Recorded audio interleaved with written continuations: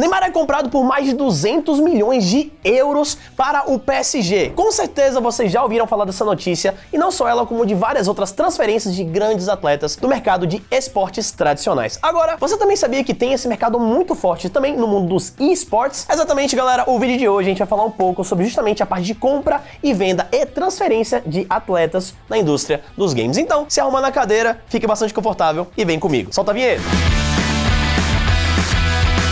Bom, galera, antes mesmo da gente falar sobre esse mercado de transferências, que é de fato o tema aqui do nosso vídeo, é preciso entender um pouco sobre como é que funciona cada região no planeta Terra em relação a esse tipo de negociação. E também a gente observar cada tipo de game. Querendo ou não, tem vários jogos que o Brasil a gente consegue muito bem internacionalmente e outros também não. Além disso, também existe a questão de preferência de games que são desenvolvidos dentro da comunidade brasileira e fora dele. Essas variáveis todas acabam interferindo nesse mercado de compra e venda de atletas brasileiros mundo afora. Então, primeiro, vamos contextualizar e entender um pouco mais sobre esse sistema. Bom, galera, uma das principais diferenças que a gente tem que notar quando falamos sobre compra e venda de jogadores, principalmente olhando o mercado brasileiro e também o internacional, é justamente a diferença entre culturas. Um exemplo, só para vocês terem uma noção, em países asiáticos, geralmente as crianças, né, quando elas nascem e tudo mais e começa ali o seu processo de desenvolvimento social, por assim dizer, elas são extremamente influenciadas a serem muito competitivas e muito dedicadas. Isso vem muito realmente da cultura disciplinar, né, realmente dos asiáticos. Então, você olha ali grandes atletas como o Faker, e enfim, existe um nível de competitividade muito grande entre eles, de perfeccionismo, de dedicação. Não é à toa que você vê grandes atletas, inclusive, sofrendo processos de burnout, mas querendo ou não, dependendo do jogo, eles de fato são os melhores de maneira incontestável. Então, você percebe que a maneira cultural que você tem dos atletas ali e de alguma região referência pode ditar um pouco como essas contratações de compra e venda podem funcionar. Exemplo, como é que um jogador brasileiro ele conseguiria ir para fora, para a região asiática e conseguir se dar bem lá? Será que funcionaria bem? Querendo ou não, o mercado de esportes, você não tem times com tantas pessoas. Às vezes um personagem ali dentro da partida em um time de 5 pessoas, ele impacta demais toda a parte de sinergia da equipe. Então talvez você fazer um choque de culturas muito grande pode ser algo que impeça com que transferências internacionais aconteçam. Isso é algo muito importante para a gente levar em consideração pro início da nossa conversa. Além disso, quando a gente fala sobre desenvolvimento regional de qual game funciona melhor em cada região, a gente tem que entrar na parte de acesso à tecnologia e também a condições financeiras. A gente sabe que aqui no Brasil a situação acaba sendo um pouco mais precária e você percebe que jogos mais acessíveis acabam dando mais certo, diferente de outros países como Europa, Estados Unidos e até a própria Ásia, que tem condições de investir mais na carreira de atleta dos seus jovens, né? Então assim, tanto que você percebe que Free Fire aqui no Brasil ficou muito grande e de fato nós temos players muito bons a nível internacional, porque aqui, querendo ou não, Free Fire é um jogo extremamente acessível, que ele funciona com qualquer tipo de celular e por aí vai. Entretanto, você montar um setup que consiga te entregar um nível de qualidade técnica para você se tornar um dos melhores jogadores de Fortnite, que é um jogo que, pelo que eu sei, precisa de um PC realmente pancada,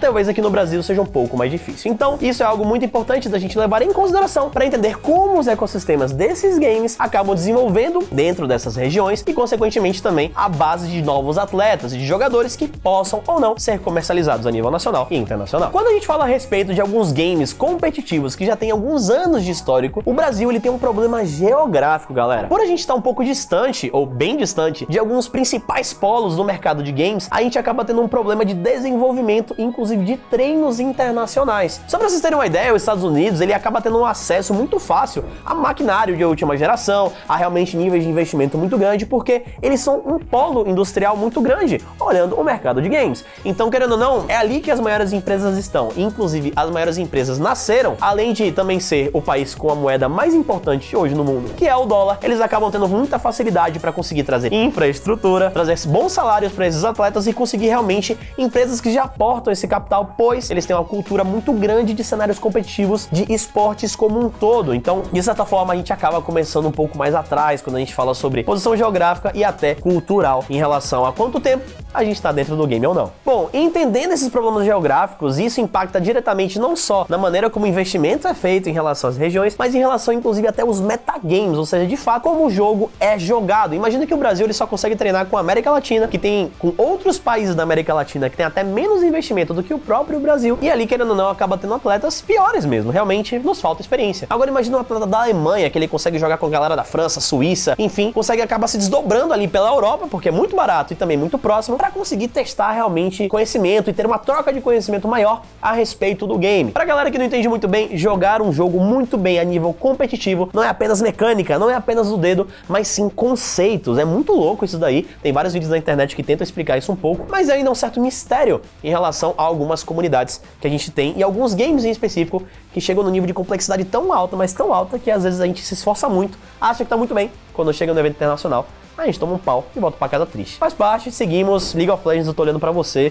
Um beijo pra todos os fãs de LoLzinho. Eu sofro com vocês também há mais de 10 anos que a gente não ganha absolutamente nada lá fora, mas um dia vai e continuarei assistindo. Depois dessa contextualização toda, vocês entenderam que realmente nós temos games ali que são muito antigos, que a gente não consegue se desenvolver, games muito novos que a gente consegue mandar bem pra caramba. Você tem vários tipos de culturas, acessibilidade, enfim, uma série de variáveis que fazem com que o Brasil, inclusive, possa ou não ser um celeiro de novos atletas de certas modalidades. E a partir daí, vamos explicar um pouco pra vocês a respeito do mercado realmente de compra e venda de jogadores. Só pra vocês terem uma noção, galera, recentemente, após a final do Masters na Islândia de Valorant, onde a Loud, a nossa querida Loud, ela ficou em segundo lugar, perdendo apenas na final contra a Optic, uma equipe norte-americana. Foi realmente incrível, ou seja, o Brasil realmente, num dos primeiros mundiais aí, logo no início do game, já conseguiu chegar até a final de um jogo. Isso, de certa forma, faz com que as equipes ainda estejam aprendendo a respeito do game, e isso dá oportunidade pra gente conseguir desenvolver cada vez mais o nosso mercado e os nossos atletas.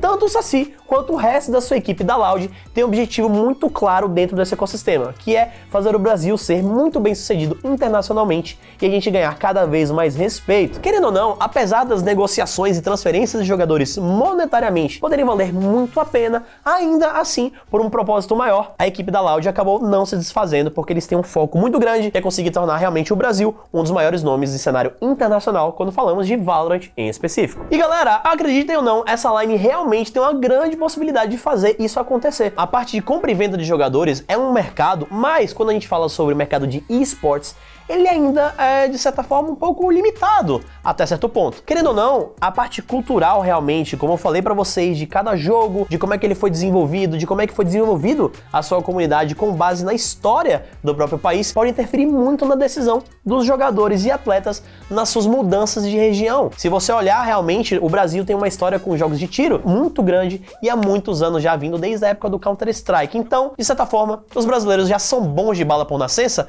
Não sei muito bem. Temos uma comunidade competitiva de Counter-Strike muito antiga há muito tempo. Se você olhar, inclusive, a parte de fight games, é muito claro quais são os países que realmente mandam muito bem em alguns jogos em específico. Os deuses do Street Fighter, eles vêm, se eu não me engano, são do Japão. Agora, Tekken tem a galera de Israel que é muito boa. Isso porque, se eu não me engano, quando o jogo ele começou a ser distribuído, o Street Fighter ele sequer foi distribuído em países de Israel, ali do Oriente Médio, mas Tekken sim. Então, os campeonatos de Tekken realmente têm atletas de ponta voltados para esse segmento, porque às vezes você tem um cara que ele joga o game há mais de 20 anos desde a época do fliperama. Então, é muito legal você realmente ver essas nuances sendo desenvolvidas quando a gente olha o mercado de games em cada jogo específico, de acordo com a economia do país, cultura, como é que ele foi publicado. Isso realmente é muito legal. Então, galera, em contrapartida, se você olhar realmente Valorant, a gente tem muita chance. Agora, no caso do LoLzinho, é muito diferente. Realmente, ele é um jogo que ele muda demais, toda hora tem um update novo, e é muito difícil você realmente conseguir manter uma espécie de padrão, ou pelo menos o seu aprendizado, ele tem que mudar de maneira muito frequente. Como o Brasil é extremamente isolado na sua região, e a Coreia e a China realmente começaram desde o início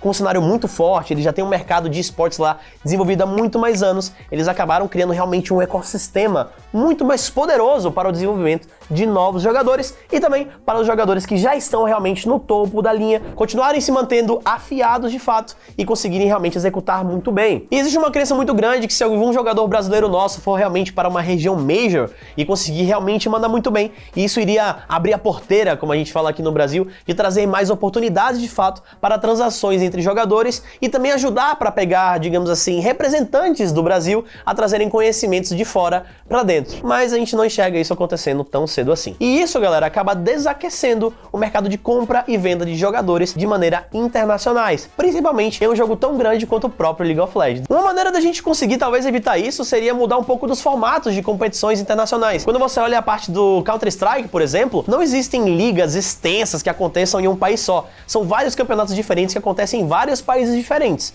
O problema disso é que você precisa realmente do investimento, de ter muito capital para conseguir jogar os torneios fora e por aí vai.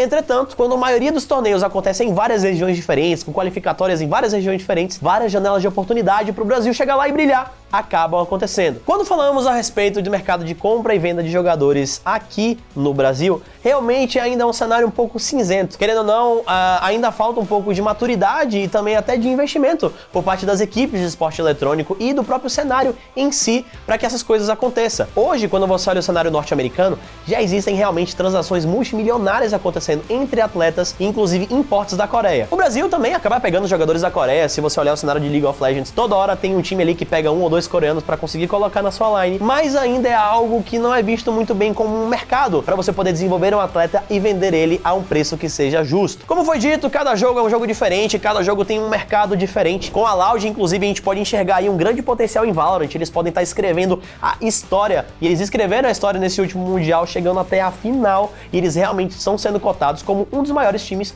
do planeta Terra. E com certeza, eles têm muito a ensinar ao nosso mercado de modo geral, tanto do setor de transferência de jogadores e como a gente pode valorizar os mesmos, até conhecimento in-game, para que cada vez mais a nossa região evolua e se torne referência dentro deste cenário específico que é o Valorant. O mesmo a gente pode falar, inclusive, para a própria Red Canids, que fez uma atuação que, a gente não passou da fase de grupos, mas acredite se quiser, a gente chamou muita atenção do mercado internacional, principalmente com alguns atletas. Entretanto, a gente não pode ficar pensando que, seria muito legal só ver o Aese jogando internacionalmente ou o próprio Titã. Lógico, isso seria muito, muito bacana, mas se a gente quiser realmente aquecer a nossa indústria e trazer conhecimento para dentro, isso não basta. A Red realmente tem que conseguir investir de maneira muito inteligente.